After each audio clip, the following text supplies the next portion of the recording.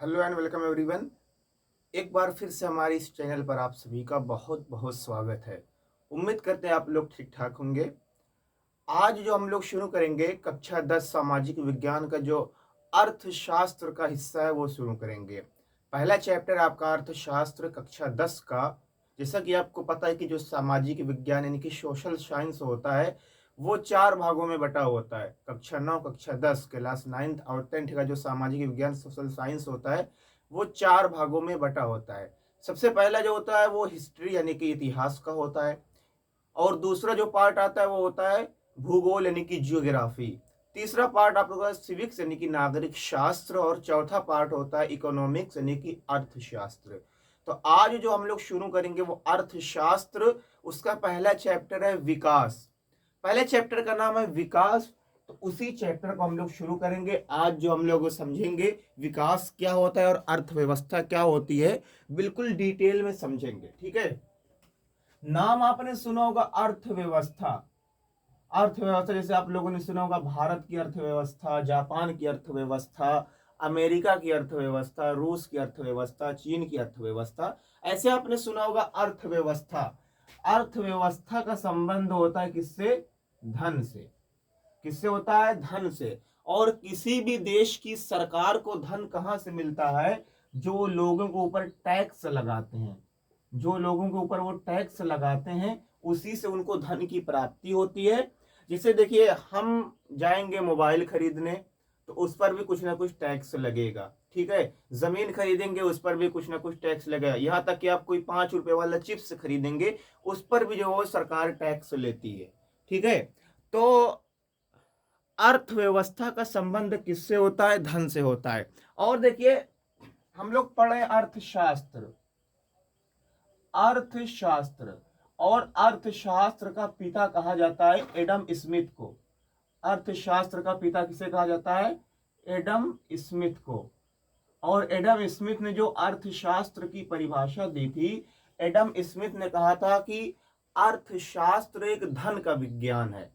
यानी कि अर्थशास्त्र में हम लोग धन ही के बारे में पढ़ते हैं, पैसा कैसे आता है, पैसा खर्च कैसे किया जाता है। यानी कि धन से संबंधित तमाम चीजों की जानकारी हम किसमें लेते हैं? अर्थशास्त्र में। तो याद रखेंगे अर्थशास्त्र के पिता किसे कहा जाता है? अर्थशास्त्र का पिता एडम स्मिथ को कहा जाता है। और एडम स्मिथ के अनुसार अर्थशास्त्र एक धन का विज्ञान है, रुपया पैसों इसका विज्ञान है। ठीक है। तो अर्थव्यवस्था का मतलब क्या होता है? धन। और सरकार को, किसी भी देश की सरकार को धन, रुपया पैसा कहां से प्राप्त होता है? जो वो लोगों पर टैक्स लगाती है, जो लोगों पर कर लगाती है, उसी से जो है वो अलग अलग देशों की सरकारों को जो है वो पैसा प्राप्त होता है। अब अगर इस पूरी दुनिया को देखा जाए, पूरे वर्ल्ड को देखा जाए, पूरे विश्व को देखा जाए तो इसमें 3 तरीके की अर्थव्यवस्था पाई जाती है, 3 प्रकार की अर्थव्यवस्था पाई जाती है। सबसे पहली जो अर्थव्यवस्था होती है वो पूंजीवादी अर्थव्यवस्था पाई जाती है।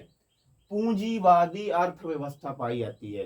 पूंजीवादी अर्थव्यवस्था इस प्रकार की अर्थव्यवस्था में सरकार क्या करती है? बाजार को स्वतंत्र कर देती है। बाजार को स्वतंत्र कर देती है, व्यापारियों को स्वतंत्र कर देती है। इसका मेन उद्देश्य, मुख्य उद्देश्य, मेन जो टारगेट होता है वो लाभ कमाना, प्रॉफिट अर्न करना होता है। ठीक है।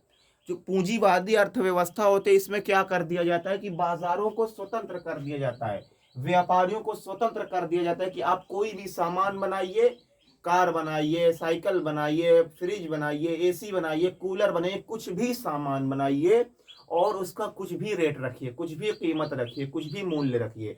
यानी कि सरकार ने क्या कर दिया? बिल्कुल स्वतंत्र कर दिया है। व्यापारियों को और बाजार को क्या कर दिया? बिल्कुल स्वतंत्र कर दिया है। और इस प्रकार की पूंजीवादी अर्थव्यवस्था का मेन उद्देश्य, मुख्य लक्ष्य क्या होता है?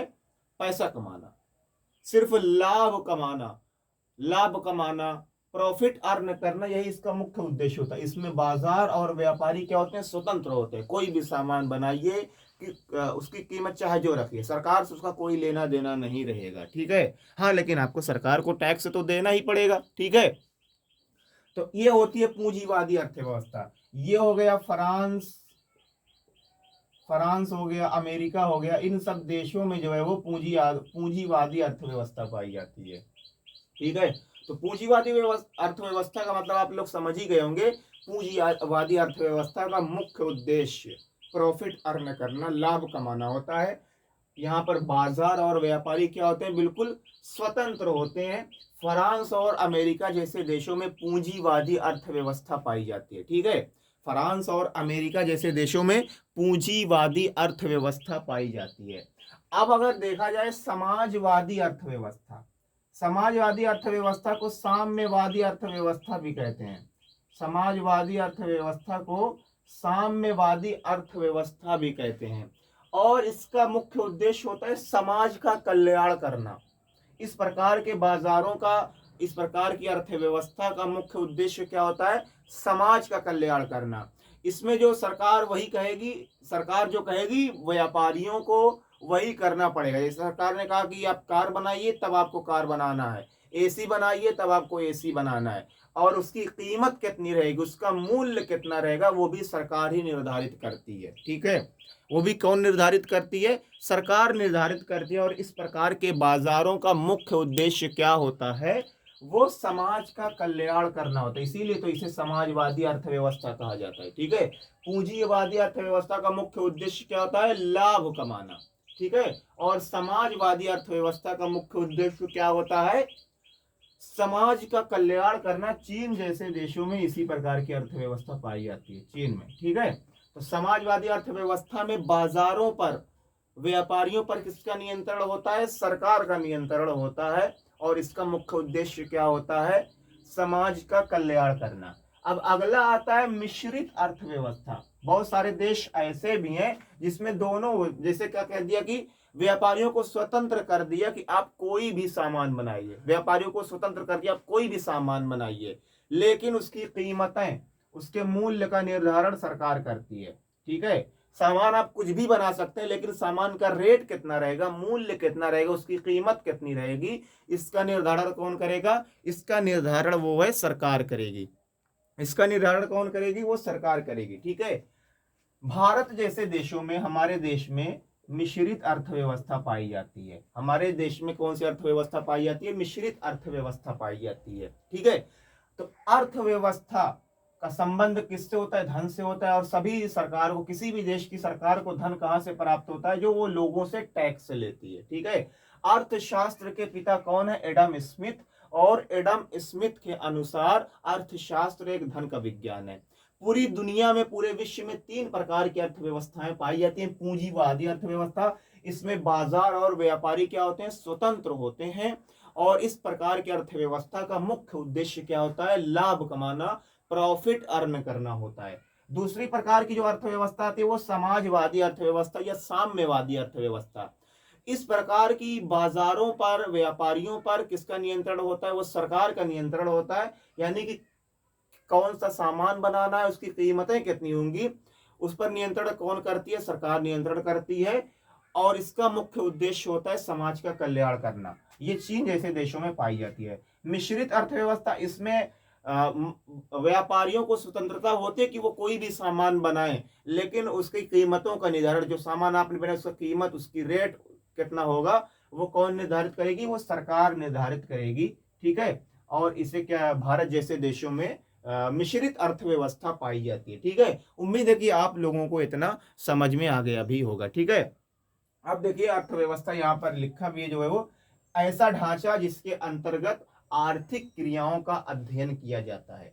ऐसा ढांचा जिसके अंतर्गत आर्थिक क्रियाओं का अध्ययन किया जाता है, उसे क्या कहते हैं, आर्थिक क्रियाओं का हमने मतलब आपको बताया था। आर्थिक क्रियाओं का मतलब होता है पैसा कमा, आर्थिक क्रिया जिसका, ऐसी क्रिया जिसका उद्देश्य पैसा कमाना होता है, और अनार्थिक क्रिया जिसका उद्देश्य पैसा कमाना नहीं होता। जैसे आप मजदूरी कर रहे हैं, हम आपको पढ़ा रहे हैं, ठीक है, तो हम ये पैसा कमाने के लिए तमाम क्रियाएं कर रहे हैं। ठीक है, आपके स्कूल वाले आपको पढ़ा रहे हैं, टीचर्स आपको पढ़ा रहे हैं, वो पैसा कमाने के लिए पर, लेकिन कुछ जो निःशुल्क पढ़ाते हैं, जो वो आपसे कोई पैसा नहीं लेते, वो क्या करते हैं, वो अनार्थिक क्रिया करते हैं, क्योंकि उनका उद्देश्य पैसा कमाना नहीं हुआ। ठीक है, तो ऐसी क्रियाएं जिनका उद्देश्य पैसा कमाना होता है आर्थिक क्रिया कहलाती है, और अनार्थिक क्रिया जिसका उद्देश्य पैसा कमाना नहीं होता। ठीक है, अब देखिए जो हमारे चैप्टर का नाम था विकास, यानी कि डेवलपमेंट, विकास की सामान्यता जो परिभाषा होती है वो पहले से अच्छा कोई परफॉर्मेंस करे उसी में विकास कहते हैं, पहले से बेहतर, पहले से अच्छा।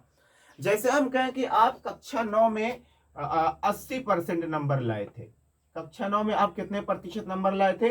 80% नंबर लाए थे, और आप कक्षा 10 में 85% नंबर लाए, तो क्या होगा? ये आपके अंदर विकास हुआ, आपके अंदर डेवलपमेंट हुआ। ठीक है, पहले आप 80% लाए थे, अब कितने प्रतिशत लाए हैं? 85% नंबर लाए। ठीक है, पहले आप क्या करते थे? 2 रोटी खाते थे खाने में, ठीक है, और अब आप 5 रोटी खाने लगे। ठीक है, तो ये भी क्या हुआ? आपके अंदर विकास हुआ, आपके अंदर डेवलपमेंट हुआ। ठीक है, पहले क्या करते थे आप? दिन भर में 100 रुपया कमा पाते थे, अब आप 200 रुपया कमाने लगे, तो ये क्या हुआ कि आपके अंदर विकास हुआ। ठीक है, देखिए एक बात हमेशा याद रखिएगा कि जरूरी नहीं जो हमारे लिए विकास हो वो सभी के लिए विकास हो। इसका मतलब क्या? यानी कि अलग अलग लोगों के लिए विकास अलग अलग हो सकता है। जैसे अब हम उदाहरण के लिए कहें कि एक जंगल है, ठीक है, एक जंगल है, उस जंगल में से पेड़ पौधों को काट कर रेल मार्ग बनाया गया, रेल की पटरियां बिछाई गई। ये पूरा जंगल है, ठीक है, समझ में आ रहा है आप लोगों को? ये पूरा जंगल है, यहां पर 4-5 पौधों काट कर यहां से रेल की पटरियां बिछाई गई। अब यहां से रेलगाड़ियां आने जाने लगी, तो ये हमारे लिए क्या होगा? ये हमारे लिए विकास और डेवलपमेंट हुआ। लेकिन अब जो इन जंगलों में लोग रहते थे, जो पेड़ पौधे थे, जो चिड़िया उड़िया थी, जो जानवर थे, उनके लिए तो ये विकास है नहीं। ठीक है, तो अलग अलग लोगों के लिए विकास की परिभाषा अलग अलग हो सकती है। जैसे हमारे लिए यदि कोई चीज विकास है, तो सामने वाले के लिए वो अभिशाप भी हो सकती है। जैसे पहले हम 2 रोटी खाते थे, अब 200 रोटी खाने लगे, ये हमारे अंदर तो विकास हुआ, लेकिन हमारे घर वालों के लिए अभिशाप हो गया। ठीक है, तो विकास लोगों के लिए अलग अलग हो सकता है, सभी के लिए विकास एक जैसा नहीं होता। विकास की परिभाषा क्या है? पहले से बेहतर आप परफॉर्मेंस करें। अलग अलग लोगों के लिए विकास की परिभाषा अलग अलग हो सकती है। ठीक है, जैसे एक जंगल है, उस जंगल को काट कर जो है वो रास्ता बनाया गया, सड़क बनाई गई या रेल की पटरी बिछाई गई, तो हमारे लिए ये क्या है? विकास है। लेकिन जो जंगल के लोग हैं, जो जंगल के जानवर हैं, जो जंगल के पशु पक्षी हैं, उनके लिए ये विकास नहीं है, ये उनके लिए अभिशाप है। तो जरूरी नहीं हमारे लिए यदि विकास कोई चीज है वो सभी के लिए विकास हो। ठीक है, और देखिए विकास जो है वो आदमी की मानसिकता से जुड़ा होता है। विकास जो है वो आप जिस माहौल में रहते हैं, आप उसी हिसाब से विकास की परिभाषा सोचते हैं। जैसे आप एक गांव में रह रहे हैं, उस गांव में कच्ची सड़कें हैं, ठीक है, तो अगर उस गांव में पक्की सड़कें बन जाए, तो वही आपके लिए क्या कहलाएगा? विकास कहलाएगा। वही आपके लिए गांव में पक्की सड़कें बन गई, अब वो आपके लिए क्या हो गया? विकास हो गया। लेकिन वो आपके लिए विकास हो गया। लेकिन एक आदमी शहर में रहता है, एक आदमी शहर में रहता है, तो उसके सामने से ही पक्का रोड गया है, पक्की सड़क है, ठीक है, लेकिन क्या है कि उसको ऑटो पकड़ना पड़ता है, तब जाता है मेट्रो स्टेशन, और तब जाके वो मेट्रो स्टेशन पे बैठता है, जहां उसको जॉब करनी है वहां पर जाता है। तो वो क्या सोचेगा कि ये मेट्रो स्टेशन जो हमारे घर से 1 किलोमीटर दूर है, ये हमारे घर के पास आ जाए, तब वो विकास समझेगा। ठीक है, तो विकास जो आदमी के परिवेश से, आदमी की मानसिकता से, आदमी का रहन सहन कहाँ का है, किस हिसाब का है, उससे जुड़ा होता है। ठीक है, तो विकास पहले से बेहतर, पहले से अच्छे की क्रिया को हम लोग क्या कहते हैं? विकास। यदि आप पहले से बेटर परफॉर्मेंस कर रहे हैं, आज 200 कमा रहे थे, कल 400 कमाने लगे, आज आप 80% नंबर लाए, कल 90% नंबर लाए, ठीक है, तो वो क्या है? वो विकास, डेवलपमेंट कहलाएगा। ठीक है, और जरूरी नहीं कि जो हमारे लिए विकास है वो पूरी दुनिया के लिए विकास हो। यदि हमारे लिए कोई चीज विकास है, तो किसी के लिए अभिशाप भी हो सकती है। बताया हमने ना कि आज आप 2 रोटी खा रहे हैं, कल आप 200 रोटी खाने लगे, तो ये आपके घर वालों के लिए अभिशाप हो जाएगा। ये आपके घर वालों के लिए क्या हो जाएगा? अभिशाप हो जाएगा। गांव का हमने उदाहरण दिया, ठीक है, और विकास जो है वो अलग अलग लोगों के लिए अलग अलग हो सकता है। अब इन लोगों के लिए केवल पक्की सड़क बन जाए, किसी गांव में रहने वाले लोगों के लिए, तो वही क्या है? वो उनके लिए विकास है। लेकिन शहर में रहने वाले लोगों के लिए मेट्रो स्टेशन उनके घर के पास आ जाए, ठीक है, रेलवे स्टेशन दूरी पर है और नजदीक आ जाए, तो उनके लिए विकास दूसरा है, आपके लिए विकास दूसरा है। ठीक है, अब कल हम बात करेंगे आय क्या होती है, प्रति व्यक्ति आय क्या होती है, इन सभी चीजों के बारे में हम चर्चा करेंगे। ठीक है, तो आज की वीडियो आपको कैसी लगी, कमेंट बॉक्स में कमेंट करके आप जरूर बताइएगा। ठीक है, तब तक के लिए जय जवान जय किसान।